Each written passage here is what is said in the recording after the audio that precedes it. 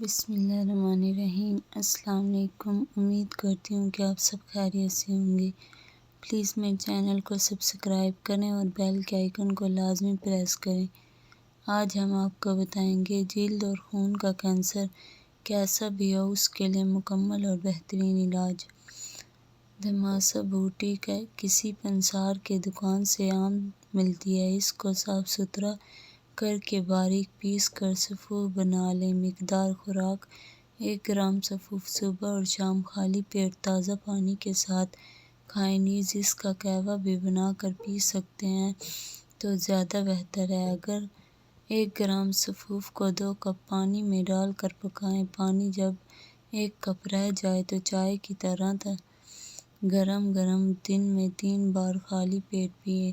اس نسخے کو 1 سے 2 ماہ یا مرض ختم ہونے تک استعمال کر سکتے ہیں۔